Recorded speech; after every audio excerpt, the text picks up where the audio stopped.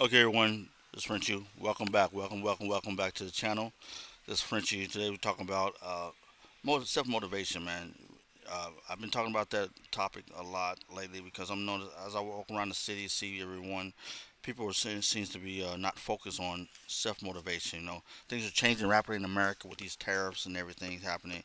That we got to touch bases on this and talk about it and reach out to the American society and let them know, hey, man, don't worry, everything's gonna be all right. Retirees, don't worry, it's gonna be all right. There's going to be some major ups and downs, some roller coasters, but that's the norm in the financial community. You know that we can watch this over our history. If you haven't looked at history, go back and look at some history. Go to the local library and figure it out. And to calm your worries. But we have to go through this. America has took a major loss in society, and we got to acknowledge that, and we got to do some reconstruction, some redirections must take place to sustain this as a sovereign nation, or we would not be a sovereign nation. To be truthful with you, that's point blank. Period. If you don't look at the connection right now, okay, look at the politicians now. Well, all the stuff they were saying before this administration took in, which I'm not for any, I'm for the American people. But look at the administration. What was talked about? All this fear mongering, and what have you majorly lost? Not a lot. There's been a lot of jobs because we know both sides of the aisle know that we have a bloated government that needs to be have check and balances because there's a lot of money that's going out. They're making now bipartisan panels to deal with what's really going on out there and see a lot of people getting benefits that should not be getting benefits by the millions now. That's been documented. So as American citizens, we got to understand that and not take it for granted that I'll be talking about this issue on its own uh, video, and I want to touch base on that and give you some examples and talk about some facts and bring up some facts about it that you research because I don't like to have my opinion alone out there because like anybody else, we all have an opinion. It has to be now. It has to be facts because America's. I feel like we're in a slump. We're in a fantasy world, to say the least. And I got time to be talking to people that don't look up stuff, look at history, look at the American situation, and see that we're in a major crisis time. Historically speaking, we have more people than we ever had in American history. Because as you know, any nation that stands on this planet long enough is going to grow in population and infrastructure. So we have a strong infrastructure, but now we have a robust population, and we have a lot of people that's been homeless. The percentage of homeless is still technically pretty much the same in this last decade or so, because the population has grown, but the opportunities that are there at the bottom are not the same. And then the price point, the work, it's all kind of technicalities you can look at it and say, hey man, this is the reason for this is the reason for that. But like we know, all in all civilizations and all sovereign nations, there's going to be a poverty base. Like America, the richest country on the planet Earth, one of the richest countries, if not the richest, there's a poverty base. That just goes with the territory of being a nation state. So that explains certain things, but and then when you have rolling poverty, as one so eloquently speaks in the media, that's coming from different lands, coming here, looking for opportunities, but not bringing nothing with them, just their physical browse. We have enough people in this country to sustain this country. We don't need no more outsiders coming in here. But since we do, at least you should bring something to this nation, not come here. "Oh, I'm going to work. I'm going to do this." Everyone's to a certain extent willing to work. Even our homeless willing to work if it benefits them. If they have more money or whatever the circumstances as American homelessness, they're willing to work too. So we have enough people. It's just do people want to do these jobs? I want to take that job. Yeah, we have enough people. Eventually, we have to do some rearranging things to make it incentive for other people to go get the job, all we got to do some a negotiation with the Congress and everyone to have them put out programs to help them get into them jobs because everybody wants a nice cushion job, but that's not reality, man. Everybody can't have them nice cushion jobs. And back in the 80s and the 90s, people just work up to get to them the level of a little bit of cushion in their employment. You had a robust middle class, not so much robust. You had a decent middle class.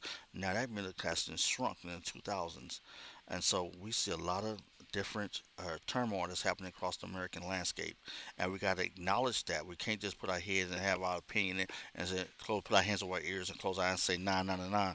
That doesn't work. It doesn't work. It doesn't get you or me nowhere. We have to understand there has to be a change in our economic climate, in our economy, in our society. There has to be a change. That we could throw almost what 40 million, almost 40 million trillion, if not over that, in debt. Man, we was about to go. Man, America's was it was a wrap. If now that things being revealed, bro, you got to be honest. It was a wrap for real. It was just a moment of time, and everybody at the same time been screaming this and that. But the reality you have this administration revealing so much, man. It's crazy to see where we were at now. If you really put two to two together, it's gonna always be four, mathematically speaking. So when you put math together and the science together and the facts together, you see, like, whoa, I didn't know it was this bad. So we need a bipartisan come together, Democrats and Republicans come together and find out what's going on, what they're doing now, and fight for America. Because you can act sweet and cute, but the reality is we are in a major deficit, and there was no way to avoid this trade, this tariffs things, man. There, and they talk all this media. It's a bunch of people that talked about these issues, but haven't did no major research. So, because they got the platform, or like we were saying about other people, they got the bully platform in the media and politics or whatever. They are putting it out there that uh, uh, the tariffs are bad. Tariffs have is a situation where it can be bad or good, and it could go through a positive or negative. That's anything, guys. Everyone knows that, So we're in a situation where, to a certain extent, tariffs are needed to redirect certain things, and both sides are out of speaking on that. And I don't know the length that it should be, but there was definitely a necessity for certain levels of tariffs in our international uh, uh, uh, diplomacy, economic diplomacy, I would say, dealing with shipping and receiving, export and import of products. So there was definitely we was getting the short end of the stick that I looked over and some of the things that both sides and said. I looked over both sides and said, yeah, there is a problem. So I'm glad that we got Democrats and Republicans looking at it honestly now. That's why I'm speaking up now that we got more. Uh, uh, there's more Democrats speaking up now, and we still got the big show going on both sides. I sit in the middle, liberal moderate. I would say more or less, but I'm not really. I'm for America. I'm a nationalist from America. When I say national, I'm from American people and the sovereignty of this nation. So I look at it from that perspective first, like an economist. So I'm not really with the identity politics on either side. But hey, you guys do y'all thing. But what we're going to do for America is what I'm interested in, and we first have now been revealed that there is a major problem that needs to be addressed, and on different aspects. Like so many million people are benefiting off of Social Security. That I talk to retirees, they're nervous about their Social Security plans because they were talking about cutbacks and all this other stuff. I said so. I went in and researched a little bit, and I'm seeing that hey, there's definitely a concern, and now they're being revealed um, that there's a lot of people getting benefits that should not be getting benefits. From the 30s when the Social Security came into existence, it was meant to be help people subsidize their income and help retirees. Now it's the same thing, but it's more for retirees now. And now it's saying like they're suffering. Why are they suffering? Because we got millions of people that's benefiting off of uh, uh, uh, these Social Security plans, and they don't supposed to get them honestly, because they're not haven't worked 40 years. Some have worked in no time, not that long. I don't know the difference of time, but I know it's not been a lifetime of employment in America that they paid into the benefits. 10 years, oh, that didn't. Oh, who cares? I didn't did 30 years. You know, so I'm like, who cares about your 10 years? And I'm American. I did 30 years, and I'm not looking in for no retirement right now. It's not my time. And we got people that's coming from all over the world benefiting off of these plans and don't even have no time committed into this system. So I said system, and they're benefiting. No, take that away. If you have a problem, go where you came from and build that up. Then come back. But you're not going to do that. That sounds too harsh. That's reality.